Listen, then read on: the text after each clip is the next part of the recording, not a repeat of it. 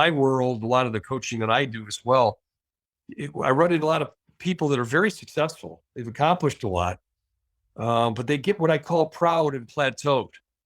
They reach an interesting point of settling, but they're comfortable, Chris.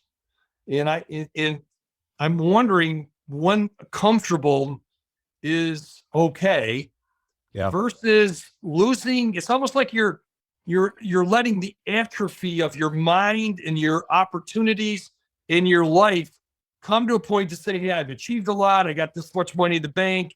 I got all these clients. Look at my reputation. I'm a club member. I've achieved this. I've done this. How do you like me so far? Guess what? I don't need to get any better. I run into that a lot, Chris. Well, this is a huge distinction. I actually wrote about it. I conclude this cool story in my first book. In fact, why don't I just, it's very short. So let me read it to you. Okay. Yeah, please. You're hitting on a huge, important distinction. Okay. So here's the story. It's entitled "The American Tourist and Mexican Fisherman, Author Unknown." An American tourist was at the pier of a small coastal Mexican village when a small boat with just one fisherman in it docked. Inside the small boat were a whole bunch of large yellowfin tuna. And the tourist, the American business dude, who, by the way, I'll just interject here, who has what we call the addiction to more for its own sake. So the tourist, the business guy, compliments the Mexican on the quality of the fish and the quantity, and they asks him how long did it take to catch all those. And the Mexican fisherman said, just a little while. And the tourist said, so why didn't you stay out longer and catch more? And the Mexican said, well, with this, I've got more than enough to support my family's needs. The tourist then says, what do you do with the rest of your time? And the Mexican fisherman said, I sleep late, I fish little, I play with my children, I take siesta with my wife, Maria, I stroll into the village each evening where I sip wine and play guitar with my amigos. I have a very full and beautiful life. And the tourist, the business guy, he scoffed. He says, I can help you. He says, you should spend more time fishing.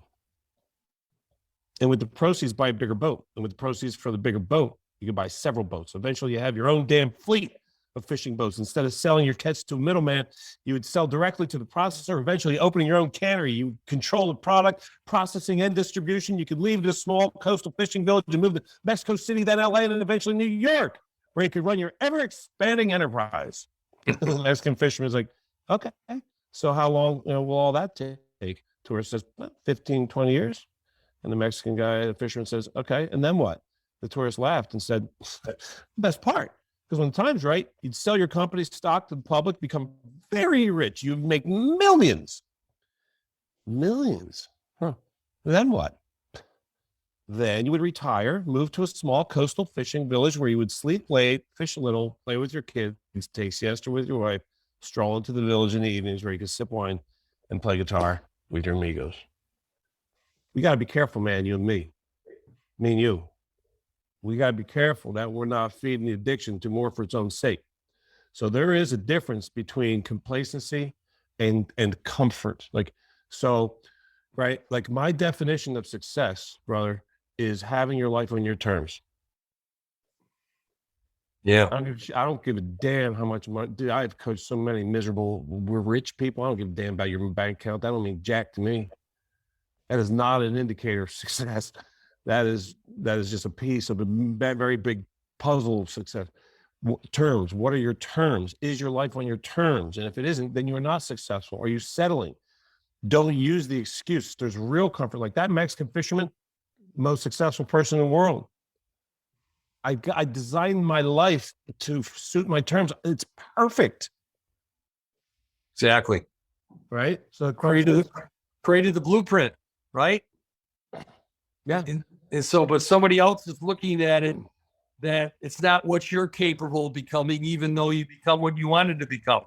Yeah, I don't need to go keep pursuing and creating and accomplishing and achieving, because that makes me important or good or valuable. Hell, I'm already I'm amazing and valuable. Damn miracle with the expression of divine grace in human form, for God's sake. Now what? Well, let's just go create amazingness. Why? Because it's fun. I mean, if No, you it- got a better idea, that's cool. But I mean, sitting around watching daytime TV, don't feel too good to me, you know. But I don't want to go do things because I think I'm supposed to. right, right. I want to be driven by get to, not need to. I want my whole life to be driven by get to. I get to go do. I get to go create things. I get to still have fun, you know, doing whatever I'm passionate about until the day I die.